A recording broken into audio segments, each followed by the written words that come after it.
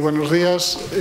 Vamos a empezar la sesión de hoy con una intervención que la participación de los profesores Luigi Callán y Joaquín Prats, que realmente en el planteamiento inicial del Congreso era una sesión dentro del Congreso, no una, digamos, especie de conferencia inaugural, pero por razones de calendario se ha reajustado. Y entonces vamos a empezar con estas dos intervenciones ahora para inaugurar el día de hoy. Va a hablar en primer lugar el profesor Joaquín Prats, hombre, no voy a decir aquella cosa que hicieron cuando presentaron a Felipe González en un mitin en Andalucía, es decir, que es impresentable, ¿no? Porque lo conoce todo el mundo. Pero algo así sucede, o sea, realmente habría que presentar al presentador, no al presentado, ¿no? Joaquín Prats, todo el mundo de los que estamos aquí sabemos que es de las personas que ha contribuido a poner en marcha esta área de conocimientos en nuestro país, a liderar una parte importante de los proyectos, a dirigir el mayor número de tesis doctorales, y las que no ha dirigido ha estado en los tribunales, o sea, prácticamente es el padre de todos los doctores en didáctica de la historia que hay en España.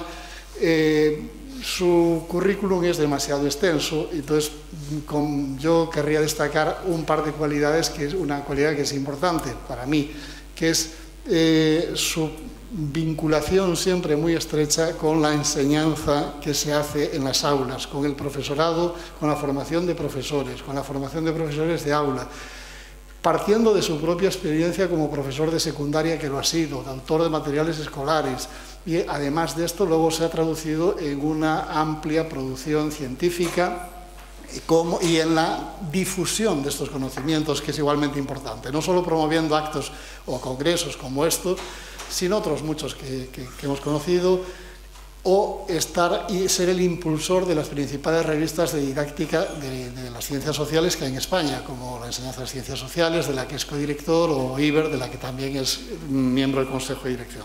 Entonces, ya sin más, voy a darle la palabra, porque si no nos vamos a alargar demasiado. Muchas gracias.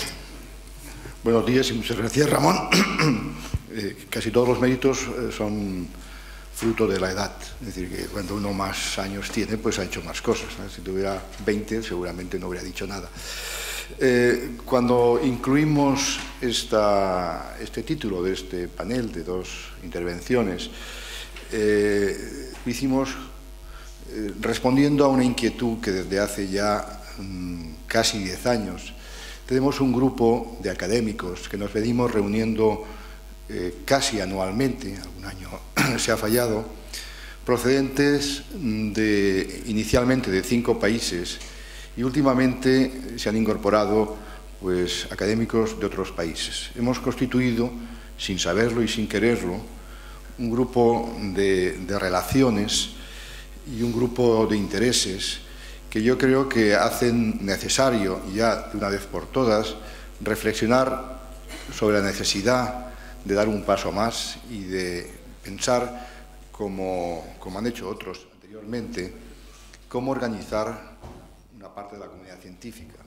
Como todos ustedes saben, la sociología de la ciencia, que se instauró como ámbito de conocimiento sistematizado a partir de los años 30-40 por Richard Merton, en un libro famoso que se llama Estructura social de la ciencia, estableció una definición de lo que era la ciencia como construcción social. Y decía Merton que la ciencia surge en una sociedad y es practicada por un colectivo de profesionales, los científicos, que se caracterizan por compartir usos, costumbres, estructuras organizativas específicas para la realización de su trabajo y establecer, y esto es muy importante, relaciones personales y de grupos entre ellos y con otras instituciones. Es pues la ciencia, desde este punto de vista sociológico, una empresa humana, quizá un poco especial, por los objetivos de conocimiento que persigue y por la forma como lo hace. Y yo añadiría a Merton, y por los propios científicos, que son personas normales, aunque ellos generalmente no lo saben.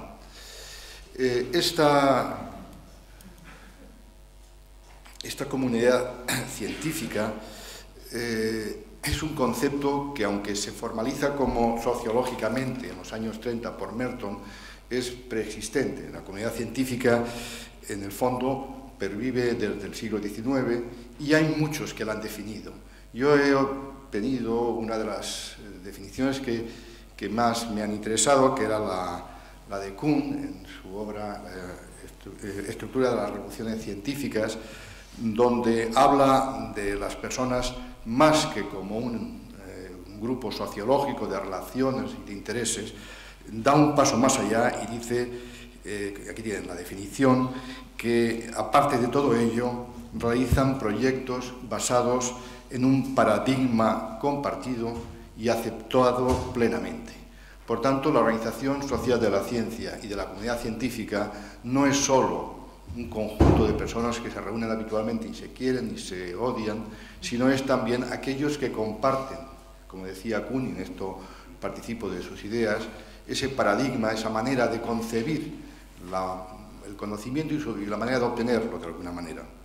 Y esa comunidad científica que hablamos globalmente como un todo, se compone, y esto ya no lo hizo Kuhn, lo hizo yo, se compone por subcomunidades científicas que se van desarrollando en el tiempo y que se van transformando en el tiempo y cambiando en el tiempo.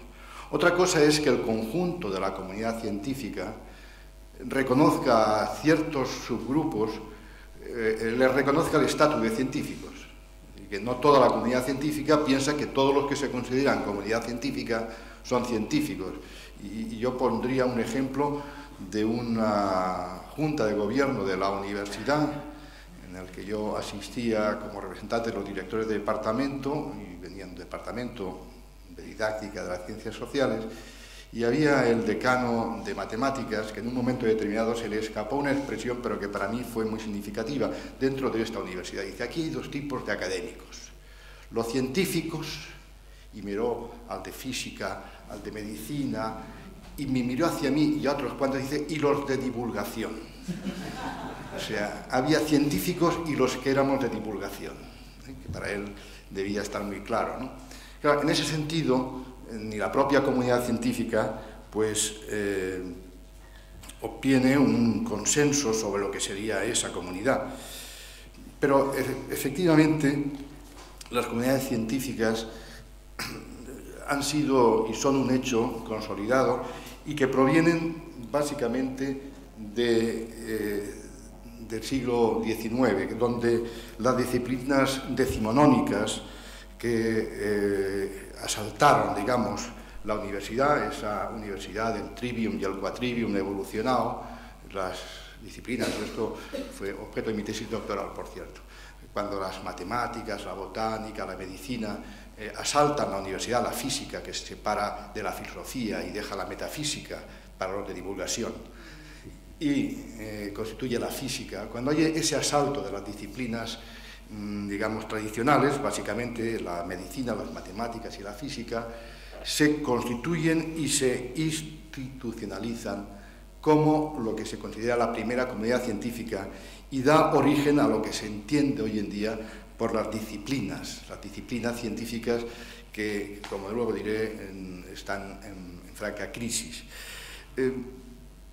Y a la iniciativa de estos grupos que, de alguna manera, pues, pudieron establecer un amplio repertorio de medidas cuyo fin era considerar y establecer un espacio de investigación, otras, también sociales, hicieron un gran esfuerzo por situarse también y ser reconocidas como comunidad científica.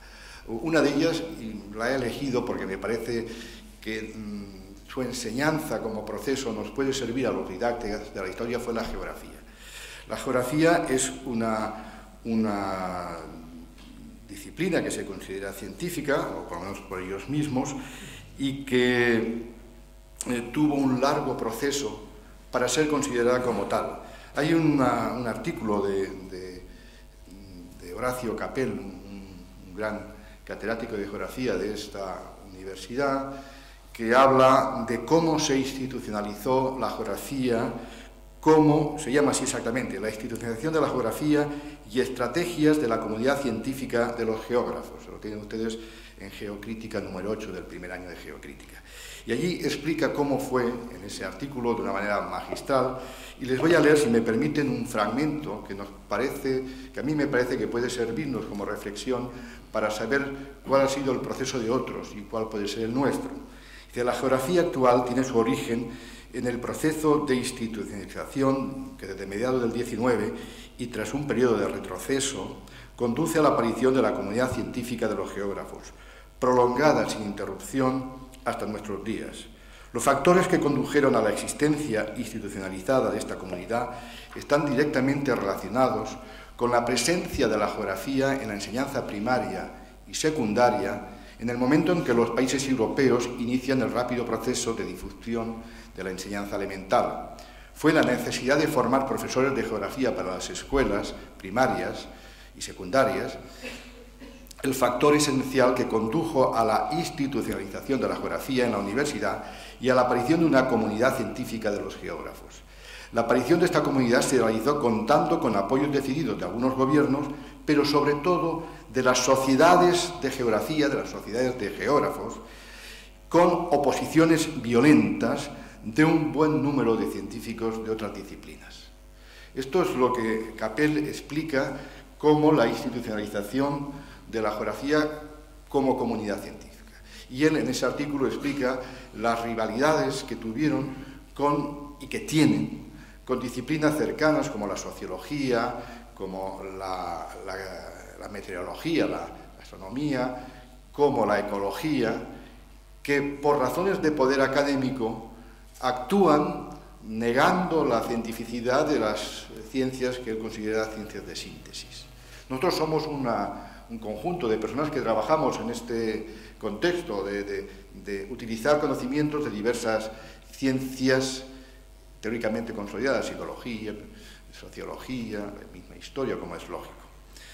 Bueno, pues este es un buen ejemplo para mí y que de alguna manera nos puede servir como reflexión para ver cómo podemos constitucionalizar, cómo institucionalizar este ámbito de reflexión. Pero hoy en día la ciencia ya no se organiza socialmente, desde el punto de vista de los que estudian la sociología de la ciencia, no se organiza socialmente ya en las disciplinas tradicionales. Las disciplinas se están rompiendo de alguna manera por la necesidad de abordar nuevos problemas, nuevos enfoques, y lo vemos en todas las ciencias, por ejemplo en las físico-naturales. Hoy en día es tan potente y tan fuerte la comunidad de científicos bioquímicos que la de los químicos y los biólogos, que eran disciplinas tradicionales. Es decir, que las disciplinas están evolucionando, o como la historia, que es una historia política y factual, ha ido evolucionando y convirtiéndose en una historia social, antropológica, ampliando su ámbito, digamos, para no perecer como disciplina. Ahora mismo, por ejemplo, en Holanda, hace 15 años, se fundó la Facultad de Humanidades de Utrecht, donde el planteamiento es romper los marcos disciplinares tradicionales y trabajar conjuntamente en lo que los sociólogos de la ciencia llaman áreas de problemas, que son ámbitos, como decía yo ayer y como dijo también el doctor Carretero, ámbitos donde desde diversas perspectivas se puede llegar a constituir, como dice aquí la diapositiva, en una nueva especialidad, incluso una disciplina, desgajándose social y cognitivamente de las unidades organizativas a las que se encontraba vinculada. ¿Por qué digo todo esto? Porque nosotros somos didactas de la historia y porque nosotros estamos abordando un área de problemas, y en esa área de problemas ayer hubo un psicólogo y otro día habrá un filósofo de la historia, como el profesor Esteban, ¿no? No lo sé pronunciar, y porque estamos los historiadores y porque pueden haber también de otras áreas. Es decir, que la nueva manera de organizar las ciencias ya no es disciplinaria, sino es, por lo que llaman los sociólogos, área de problemas, que provoca mayor pluralidad de perspectivas, permite una mayor interdisciplinaridad y rompe con los viejos moldes tradicionales de las disciplinas, que yo creo que han quedado un poco obsoletas en algún aspecto. Hace ya 18 años establecí los problemas que tenía un área que en aquel momento en España iniciaba su construcción teórica. Y los escribí analizando en los años, principios de los 90, cuáles eran los factores que nos hacían todavía insuficientemente potentes para poder estar hablando, como hoy estamos hablando, de la constitución de un ámbito o de un cuerpo de problemas que puede dar origen también a una comunidad científica específica dedicada a él. Y puse 8, que no voy a repetir, pero en aquel momento había un insuficiente acuerdo sobre los núcleos conceptuales, había una falta de consenso sobre los problemas a investigar, había poco desarrollo de los métodos y las técnicas, había una relativa, y todavía existe, colonización de otras ciencias sociales en el ámbito metodológico, había una gran, y todavía existe, confusión lo que sería el ámbito de la innovación y el ámbito de la investigación, con fronteras muy a veces entrelazadas, pero que hay que determinar. Había una fuerte impregnación ideológica y contextual que presidía en muchas ocasiones pues las discusiones. Ayer hablábamos cómo las administraciones han ido imponiendo conceptos que ninguna ciencia consolidada hubiera admitido. Yo he vivido los objetivos operativos, los criterios de evaluación, los tipos de contenidos, procedimental no sé qué, ahora las competencias, y esto nunca se lo ha inventado ningún científico, se lo han inventado las administraciones o las organizaciones. Por tanto, son disciplinas de poca consistencia en este aspecto y por su gran implicación política e ideológica. Hay una debilidad teórica en el campo epistemológico y luego mucha inflación de papel escrito. En aquel momento planteé unas urgencias que yo creo que después, a 18 años, casi 20 años de que hice aquel escrito, me parece que nos podemos dar por satisfecho porque muchas de estas urgencias se han ido resolviendo, yo diría, favorablemente. Por ejemplo, el fomentar instrumentos de intercambio, discusión científica, con revistas, publicaciones, jornadas científicas. Hace años que nos venimos reuniendo algunos, y esto es una jornada científica. Hace años que fundamos revistas y ya existen. Hace años que empezamos ya a tener pues, discusiones, y yo diría que esto ha ido funcionando. Hemos hecho también un esfuerzo, yo diría insuficiente todavía, por contrastar con la realidad educativa las conclusiones a las que hemos ido llegando. Hemos creado grupos estables de investigación en este mismo universidad, tenemos 2 de ellos consolidados, y hemos buscado dinero para ello y yo diría que nos hemos salido. Por tanto, hemos avanzado mucho en estas urgencias que hace 20 años planteé en un artículo sobre la creación y la constitución del área de didáctica de las ciencias sociales, geografía e historia. Pero yo creo que hoy en día hay una urgencia mayor, una urgencia que de alguna manera nos tiene que acabar de consolidar dentro del ámbito de la comunidad científica, y es la necesidad de organizar socialmente esta actividad profesional y científica, que es la investigación en didáctica de la historia y otras ciencias sociales, y no hacerlo a niveles nacionales, sino a niveles internacionales, considerándolo que es un área de problemas, como he dicho antes, y por tanto tiene que estar abierta a diversas perspectivas del conocimiento disciplinar antiguo. Y esta urgencia se hace más necesaria en la medida en que, si somos realistas y somos humildes, entenderemos que nosotros somos la periferia de la periferia en el ámbito científico. Estamos en las periferias, porque el núcleo y la hegemonía de la comunidad científica son lo que llamamos ciencias duras o ciencias mundializadas. Ciencias donde un artículo publicado en Nature o en cualquier revista es leído por todo el mundo, como son las biotecnologías, las matemáticas, la computación, o otras ciencias ligadas a las ciencias sociales, por ejemplo la econometría o la microeconomía o la macroeconomía, que son ciencias mundializadas y que son hegemónicas, y por supuesto las ciencias médicas. Esas ciencias son el núcleo duro y fuerte de la investigación y son los que controlan, de alguna manera, los mecanismos, las reglas de juego y la manera de desenvolverse en ese ámbito general de la comunidad científica.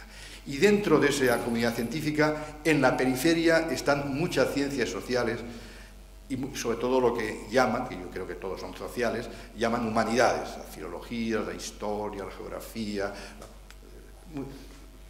la periferia. La periferia lucha denodadamente por tener un hueco y por querer jugar con las reglas de las ciencias fuertes. Se ve muy claramente en las evaluaciones de impacto, ¿no? Las evaluaciones de impacto no es que tengan impacto, es que estén con los criterios de impacto que establecen las ciencias mundializadas. Y las periferias intentan, como son las ciencias sociales, intentan parecerse a las duras, aunque ello vaya en detrimento y en intereses contrarios a su propia consolidación. Pues dentro de esa periferia estamos nosotros, somos la periferia de la periferia, estamos en la periferia de las ciencias sociales. Pero no solo en la periferia epistemológica y del poder académico, sino en la periferia, en los núcleos de decisión sobre la ciencia. ¿Quién manda en la ciencia en el mundo? Manda básicamente Thomson, Scopus, mandan las agencias privadas que determinan qué es ciencia y qué no es ciencia y su nivel de impacto. Esos núcleos de decisión están en los Estados Unidos. Y en Estados Unidos no existe la didáctica de las ciencias sociales como disciplina académica consolidada. No existen, si repasáis las revistas JCR, Spice of ISIS, no existen prácticamente revistas de este ámbito que sean de impacto. ¿Quiere decir que la producción es mala? No, quiere decir que quien no tiene eso en su agenda no existe. Y por tanto, los países latinoamericanos que tienen una gran, o iberoamericanos que tienen una gran actividad didáctica, o pues, algunos como España o el sur de Europa, estamos también en la periferia, iba a decir geográfica, en la periferia de la Organización Mundial de los Poderes sobre la Ciencia. Por tanto, si estamos en esta situación, quiere decir que lo tenemos muy crudo, es decir, que estamos en una situación difícil. Y yo diría que eso urge y hace imprescindible que tengamos mecanismos y organizaciones que nos permitan situarnos dentro del ámbito internacional de la comunidad científica como núcleo en periodo de consolidación epistemológica, social, desde el punto de vista científico, incluso de lobby. Y yo me hacía unas preguntas para qué debería servir una sociedad científica en nuestro ámbito. Y estas preguntas que yo me hacía, que son, creo que son 7 o 8 preguntas, las voy a comentar, y en un contexto en que los sistemas científicos universitarios están sujetos a las presiones del financiamiento, de la evaluación, de la accountability, que se llama por los que saben más, por el prestigio académico de los rankings, sobre todo los rankings que son hoy en día el pan de cada día, deberían tener las sociedades científicas como la nuestra algo que decir sobre las estrategias particulares de instituciones como la nuestra, que son las universidades, donde muchas veces dejan a estas cuestiones como los de divulgación, como he dicho antes, deberían jugar un papel activo de asesoramiento y lobby a la hora de determinar los mecanismos de situación dentro del contexto del conocimiento en el contexto de la comunidad científica internacional, deberían establecer los elementos, indicios e indicadores más relevantes en el área de problemas, ya hablo de área de problemas, sino de disciplina, para conseguir una evaluación más justa de la producción científica. Yo creo que la respuesta es sí. Y en un momento de transformación de la carrera académica tendentes a una mayor precariedad y mayor vinculación a la demanda del mercado, a esa mercantilización de la actividad académica de las universidades, ¿podrían sociedades científicas como la que podemos crear ayudar a equilibrar la solvencia de los conocimientos no instrumentalizados por el poder, sino en la lógica de la autonomía relativa que produce la comunidad científica? ¿Deberían preservar esa autonomía relativa y no caer en la instrumentalización política y económica del conocimiento investigado? Yo diría que sí. Más preguntas. Teniendo en cuenta la acumulación de las controversias técnico-científicas que socavan muchas veces la confianza de los ciudadanos, ¿estarían sociedades científicas como la nuestra, a la que podamos construir, en una posición privilegiada para crear foros de debate abierto y tender puentes, necesarios puentes, entre ciencia y sociedad? Yo diría que sí. Teniendo en cuenta la creciente valorización de la internacionalización proporcionada en las áreas ya consolidadas, ¿podrían las sociedades científicas, como una que se podía crear en nuestro ámbito o que está creada, mantener sus propios instrumentos de comunicación en sus lenguas autóctonas? Probablemente esto hay que repensárselo. ¿Deberemos tender a la internacionalización de nuestras organizaciones para crear economías de escala y sinergias que mejoren la mayor perfeccionamiento de la creación de conocimiento? Yo diría que sí. Por tanto, yo creo que hay muchas razones que justifican y dan contenido a la creación de una comunidad científica en un área de problemas, como pues la didáctica de la historia, y que son urgentes, imprescindibles para consolidarnos como miembros de esa comunidad científica a la que yo he hablado, hoy en día plural, cambiante y llena de novedades en los últimos tiempos. Hay muchas sociedades nacionales de profesores de historia, muchas. En España hay una sociedad que se creó ya hace muchos años, que se llama la PEG, que es miembro de Euroclio. En Portugal también la hay, y hay después una sociedad española de profesores de universidad de didáctica de las ciencias sociales, y los historiadores y geógrafos franceses de 1902. Hay muchas sociedades profesionales, y las sociedades profesionales están organizadas. Están organizadas, y yo diría que están relativamente bien organizadas, sobre todo en organizaciones, en el caso de Europa, como Euroclio, que agrupa pues en este momento ya a 52 países, y que en este momento pues está ya teniendo una vida relativamente activa. Yo recuerdo cuando creamos Euroclio, digo que creamos porque el nacimiento de Euroclio nació de una recomendación del Consejo de Europa. Recuerdo a principios de los 90 en París, reunidos en las dependencias de la Asamblea Nacional, con Guéréme, con Asimoviev, con Marcerró y algunos que veníamos de otros países, donde decidimos que Europa solo tendría pervivencia social y cultural si éramos capaces de poner en contacto a los que enseñábamos historia. Y de ahí surgió, a instancia del Consejo de Europa, Euroclio, y en este momento, no voy a poner la web, pero verían que su nivel de actividad es muy elevado. Y ya empieza a haber no solo países miembros, sino países miembros, organizaciones asociadas. En España hay 3 asociadas, ¿no? Una en Canarias, otra en el País Vasco y otra no recuerdo ahora. Por tanto, la profesión está en caminos de organizarse. Lo que no está, yo diría, suficientemente organizada es el ámbito de los investigadores en didáctica de la historia.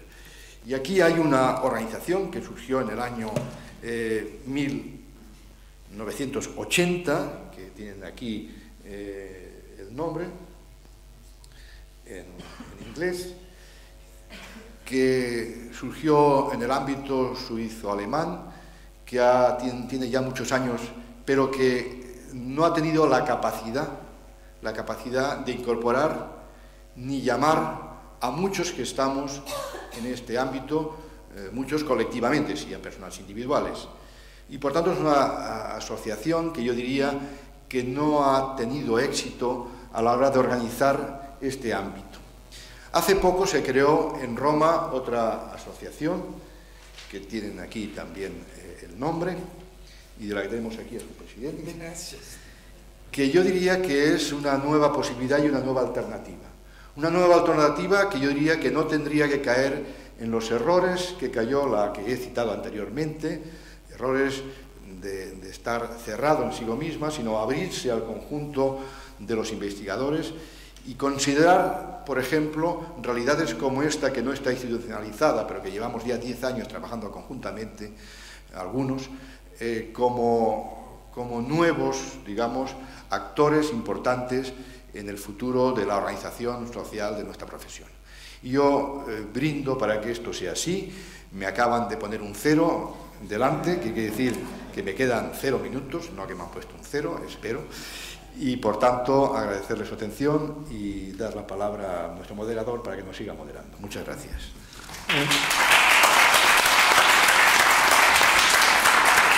Muchas gracias, profesor Prat, sobre todo por su exposición brillante y yo creo una buena síntesis, y también por haberse ajustado tan estrictamente a los tiempos marcados. A continuación tenemos entre nosotros desde ayer ya al doctor Luigi Cajani. Luigi Cajani pues es una persona también bien conocida por, me imagino, todos los presentes. Es profesor agregado de Historia Moderna de la Sapienza de Roma. Ha enseñado didáctica de la historia pues desde el año 99 en la Escuela de Especializaciones per l'Insegnamento Secundario de Lazio. Ha participado en programas de diseño curricular del Ministerio de Educación en Italia. Ha participado en numerosos proyectos internacionales relacionados con la enseñanza de la historia. Recientemente pues, he tenido ocasión, además de participar en uno de los que coordina dentro del Consejo de Europa en Estrasburgo, en algunas reuniones que han tenido otra reciente. Es profesor, en este momento profesor asociado también en el Instituto Joseph Eckert, la institución fundamental para manuales escolares, no solo en Europa, sino en el mundo. Y sus campos de investigación pues son, como es bien sabido, la didáctica de la historia fundamentalmente, pero también otros ámbitos relacionados con la historia, como historiador profesional en historia penal o en justicia penal en Italia durante el antiguo régimen, y las relaciones germano-italianas durante la Segunda Guerra Mundial e historia de la historiografía, también otro de los campos en los que ha trabajado. Bueno, sin más, le paso la palabra al doctor Caggiani y le ruego también pues, que disponga del tiempo che abbiamo previsto. Muchas gracias. Molte grazie. Allora, in primo luogo io vorrei ringraziare moltissimo Joachim per questo invito, non soltanto perché è un'occasione molto piacevole sul piano personale, ho rivisto un sacco di amici, ne ho conosciuti di nuovi, ma soprattutto perché, come lui ha spiegato con grande chiarezza nella sua esposizione, è un'occasione importante per creare una rete internazionale di esperti di didattica della storia e delle scienze sociali che appunto manca, e le ragioni per cui manca sono molte. E in primo luogo direi il problema fondamentale che noi abbiamo, e cioè lo stretto rapporto con le strutture nazionali dell'educazione, che talora si allargano a livello europeo, ma ancora una volta in un contesto politico, e che ci condizionano. Come vedete parlerò in italiano, mi dispiace di non saper parlare spagnolo, però per fortuna portoghesi, spagnoli e italiani quando parlano lentamente si capiscono bene. Questo è fra l'altro un grande vantaggio e un grande piacere per chi ha il privilegio di parlare una lingua neolatina, un privilegio che forse noi non sappiamo valorizzare abbastanza rispetto all'inglese. Dunque, le discipline che sono coinvolte in questo complesso dialogo sono, come vedete, storia, geografia, educazione civica, economia e diritto, in particolare le prime tre.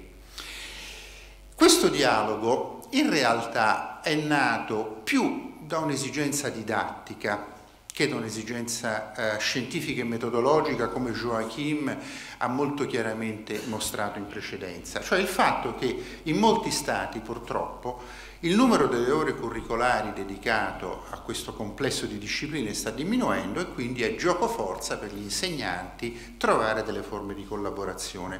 Questa, potrei dire, citando appunto il pensiero teologico, è una specie di felix culpa, una colpa felice che ci obbliga invece a affrontare quello che è veramente il problema serio, appunto come diceva Joachim, ormai una serie di contesti disciplinari del passato si stanno rompendo e si stanno invece riorganizzando intorno a problemi nuovi.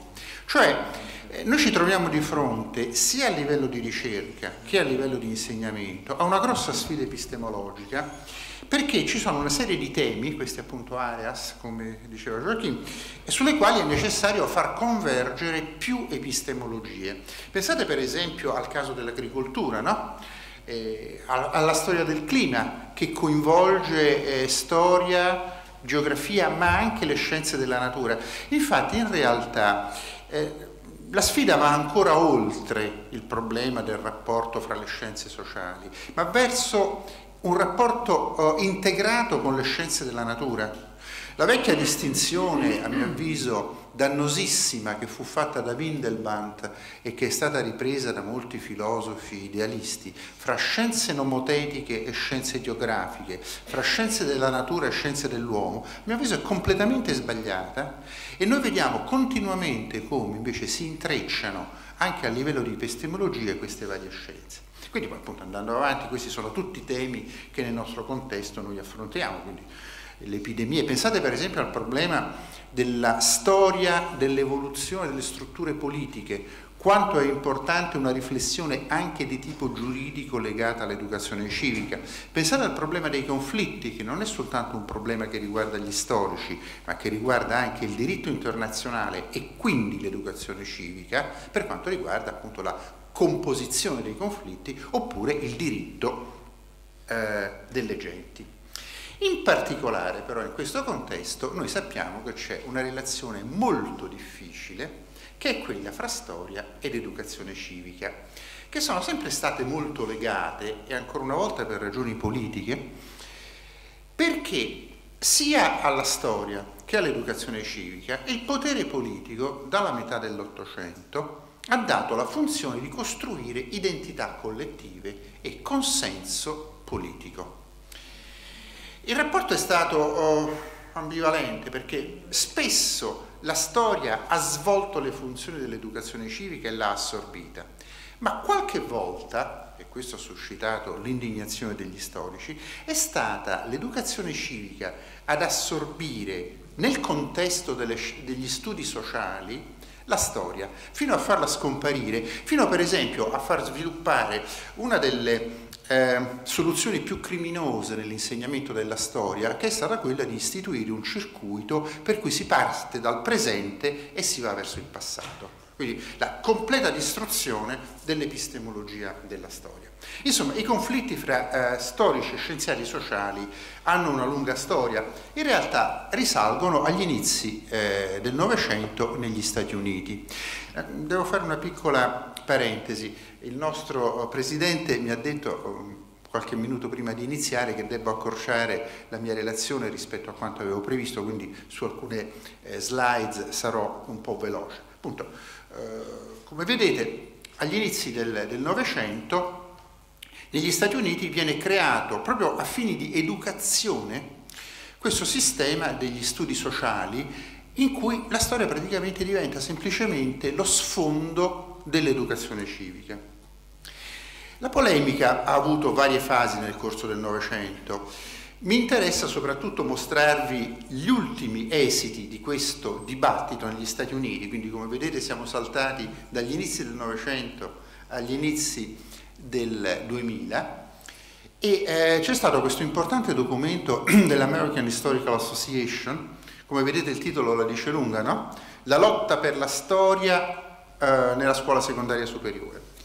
Gli storici statunitensi lamentano che appunto la storia molto spesso negli Stati Uniti, dove sapete ogni Stato ha il suo Ministero dell'Educazione, la storia molto spesso è sommersa dagli studi sociali e lamentano che gli scienziati sociali nei confronti della storia abbiano un atteggiamento derogatorio, dicendo che la storia è una materia per le élite. E poi si sono inventati questo termine che è veramente un insulto, pastology, come potrei dire, roba vecchia. E appunto questa roba vecchia, questa conoscenza del passato è considerata noiosa dagli studenti ed inutile. E questo è veramente però il punto centrale, quello che destruttura l'insegnamento della storia, appunto in questo micidiale circuito che parte dal presente, la storia deve servire soltanto da sfondo per le questioni contemporanee. Però, continuano gli storici statunitensi, in realtà, prima di tutto, i genitori invece vogliono che i loro figli conoscano la storia, ma questo, diciamo, è meno importante. E poi invece c'è una rivendicazione molto importante, ovvero sia che la storia deve essere il centro del curriculum delle scienze sociali. Qui si pone fra l'altro anche un problema di nomenclatura. Perché parlare di storia e scienze sociali? In fondo le scienze sociali sono parte della storia, sono la dimensione contemporanea dello studio della storia dell'uomo. Quindi forse in realtà sarebbe più corretto parlare di scienze dell'uomo più in generale. Però il dibattito è aperto e mi sembra prematuro decidere in un modo o nell'altro. Per ora lasciamo aperta questa distinzione che ha una lunga storia alle sue spalle fra storia e scienze sociali e poi nel corso del tempo dei dibattiti vedremo che cosa fare. Ecco, nel corso del tempo del dibattito Joachim ha avuto la cortesia di ricordare questa associazione che è stata appunto costituita soltanto 3 anni fa proprio per far fronte a questo problema. Cioè, noi normalmente abbiamo associazioni che si occupano di didattica della storia, della geografia, della sociologia, delle scienze sociali. A noi questo è sembrato ormai superato. È necessario assolutamente fare un dialogo sistematico fra questi campi di ricerca e poi, come dicevo prima, creare una rete che sia veramente internazionale e che includa per esempio l'Africa, l'Asia, l'Australia, tutte zone che ancora o vedono uno scarso sviluppo della ricerca in questo campo oppure sono abbastanza isolate. Vedete qui il sito web dell'associazione dove troverete molti materiali. Fra l'altro una cosa che troverete e che vi darà l'idea del lavoro che abbiamo fatto finora è il booklet con tutti gli abstract del convegno che abbiamo fatto a Roma lo scorso settembre. Quindi lì lo potete scaricare, è in francese e in inglese. Come vedete dai titoli noi abbiamo deciso di mantenere il bilinguismo. Questo è anche un po' la conseguenza del fatto che l'idea è partita soprattutto da un gruppo di storici e gli storici, a differenza degli scienziati sociali, sono abituati al plurilinguismo e non al monolinguismo inglese. C'è stata anche una proposta di inserire tedesco e spagnolo, perché sono due aree in cui c'è una grossa ricerca in campo di didattica della storia. Ai fini di un convegno gestire 4 lingue è praticamente impossibile, però per esempio noi intendiamo pubblicare in futuro sia nel sito web sia nella rivista che vogliamo fondare anche contributi in spagnolo e in tedesco, naturalmente con un abstract in inglese, però insomma inglese, francese, spagnolo e tedesco dovrebbero essere le lingue di riferimento. Vedete poi il prossimo convegno che sarà l'anno prossimo a Friburgo, il cui tema, che è stato deciso a Roma, sarà appunto le guerre e le paci, come affrontare l'insegnamento di questi temi che diventano sempre più importanti sia per quanto riguarda il passato ma anche per quanto riguarda i conflitti in corso, utilizzando gli strumenti della storia, della geografia, dell'educazione civica e anche della psicologia sociale, perché ormai ci rendiamo conto che non basta dare un'informazione precisa ed equilibrata agli studenti, ma bisogna anche rendersi conto di come reagiscono emotivamente a un'informazione che può mettere in crisi l'immagine che hanno del proprio gruppo. Quindi qui, come vedete, un pochino, diciamo, come si allarga il quadro epistemologico. Dunque, torniamo a questo rapporto difficile fra storia ed educazione civica, su cui noi invece vogliamo che si faccia una pace. Entrambe le discipline soffrono di un problema comune, quello che appunto vi dicevo poco fa, ovvero sia che sono fortemente controllate più di ogni altra materia scolastica dalla politica. E quindi qui si pone un problema fondamentale più generale. Quale deve essere lo scopo dell'insegnamento? Creare conoscenza negli studenti? Oppure trasmettere valori? Questo è stato uno dei temi fondamentali discussi a Roma. Fra l'altro, forse è inutile precisarlo, comunque la nostra è un'associazione non militante, cioè noi non prendiamo posizione, per esempio, come è apparso molto chiaramente ieri dal bell'intervento di Maria Auxiliadora, contro o a favore delle competenze. Io personalmente sono totalmente contro, come avete visto ieri, però insomma è un contesto in cui si dibatte con la massima libertà e si sostengono tutti quanti i punti di vista, è l'unico modo serio per organizzare un lavoro scientifico. Quindi ci tengo a precisare, il quadro che vi presenterò adesso non è quello dell'associazione. La nostra associazione non ha un Vangelo o una carta costitutiva, è semplicemente il mio punto di vista, che però può essere utile, intanto appunto per stabilire un primo dialogo. Quindi conoscenza o valori? Questo è un dibattito che noi ci troviamo continuamente oggi ad affrontare quando interveniamo nella scuola.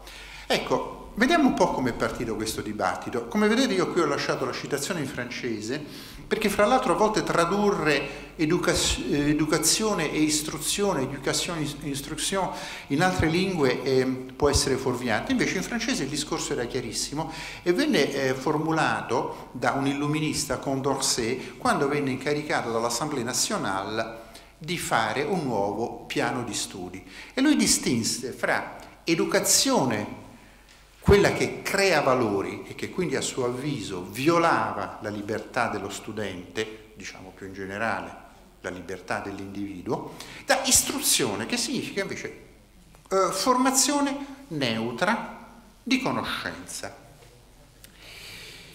L'illuminismo è indubbiamente un punto di riferimento importante. Ieri, per esempio, Mario Carretero gli ha fatto più spesso riferimento.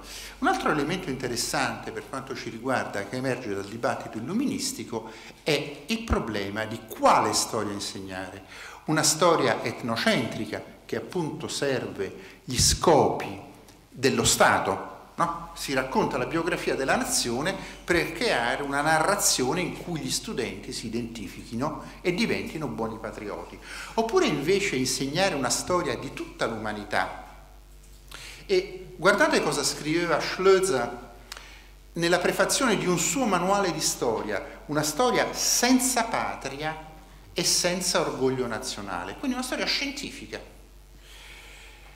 Però naturalmente, e questo ce lo ricordava anche ieri Mario Carretero, tutto questo è durato poco. Immediatamente noi abbiamo il romanticismo, lo Stato-nazione, la rivendicazione dei valori comunitari, e potremmo prendere appunto come contrapposizione al discorso illuministico quello che scrisse Fichte, quando appunto nelle sue Reden an die deutsche Nation parlava di una unicità storica della Germania, quindi non più l'umanità, non più sono uguali tutti i popoli, bensì la Germania, altrove la Francia, l'Italia, la Gran Bretagna, ognuno pensava di essere superiore, la eternità di popolo e patria, quello che noi chiamiamo appunto essenzialismo, lo sviluppo dell'amor di patria. Ieri era molto interessante quello che diceva Mario a proposito di amare o conoscere la propria patria. Vedete come questi termini ritornano continuamente. La necessità di un'educazione nazionale tedesca, e la frase che ho messo in grassetto secondo me è molto significativa perché è esattamente contrapposta a quanto diceva Condorcet. Condorcet diceva bisogna istruire per rispettare la libertà dello studente e del futuro cittadino. Fichte dice è proprio uno sbaglio quello di puntare sullo sviluppo della libertà individuale, perché invece bisogna sviluppare il senso di comunità. Con una piccola forzatura vedete che il discorso da Fichte a Hitler e Mussolini e ad altri fascismi del Novecento è diretto.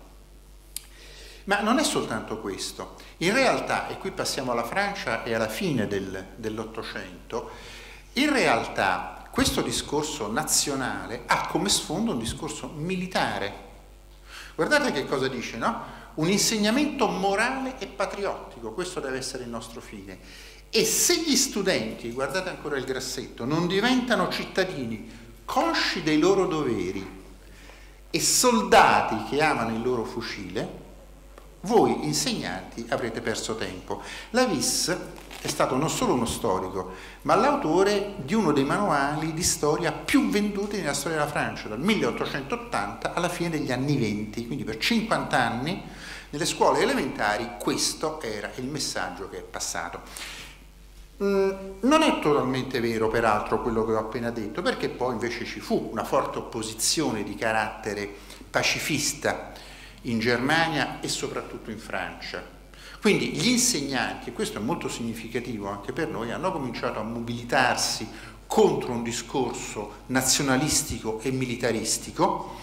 Naturalmente la mobilitazione degli insegnanti, soprattutto poi fra la prima e la seconda guerra mondiale, aveva i suoi limiti in Europa. Certamente un grosso impulso nasce invece dopo la seconda guerra mondiale, in particolare dall'UNESCO. E l'UNESCO, qui vedete questa citazione da un discorso che fece Lucien Febvre nel 1949, proprio lanciando questo progetto di una storia dell'umanità. Lui disse: non ha senso fare, per esempio, come si era fatto fino a quel momento, un lavoro di pulizia dei manuali di storia, togliendo da questi manuali frasi belliciste, esaltazione della nazione. In realtà, se vogliamo che l'insegnamento della storia serva alla pace, e insisto, serva alla pace, perché qui è un problema, bisogna passare a un livello mondiale, a una storia dell'umanità che poi punti soprattutto agli aspetti culturali e non a quelli politici. Quindi appunto, come dice, una storia mondiale non politica il cui insegnamento sarà consacrato alla pace. Contemporaneamente un lavoro molto simile, ma con la stessa intenzione, diciamo pacifista, è stato realizzato dal Consiglio d'Europa, con una serie di iniziative iniziate negli anni 50 che vanno ancora adesso, per costruire, c'era appena stata la guerra, no? Per costruire un'immagine della storia europea che miri alla pace, e su questo poi ci sono una serie di iniziative. Ora, secondo me qui c'è un problema molto serio. Intanto il Consiglio d'Europa, notate bene, ha fatto una storia d'Europa, non una storia del mondo. Quindi di fatto non è che ha cambiato l'etnocentrismo, l'ha solo allargato. Si è passato dalle storie nazionali, spagnola, francese, italiana, tedesca, alla storia europea, anche se poi ci sono ancora alcuni stati, come i Paesi Bassi, dove si è ritornati a una storia nazionale per educare gli immigrati, pensate. Appunto è un quadro molto limitato, però il problema fondamentale è questo: sia l'UNESCO sia il Consiglio d'Europa vogliono utilizzare l'insegnamento della storia non per fini scientifici, ma per creare dei valori. Certo, noi possiamo dire che preferiamo i valori della pace a quelli della guerra, però il problema rimane sempre, nel senso che c'è un condizionamento del messaggio, e se ci pensate noi lo vediamo spesso in come viene insegnata la storia di certi conflitti, per esempio in come viene insegnata la storia delle crociate, in un momento in cui c'è un conflitto culturale fra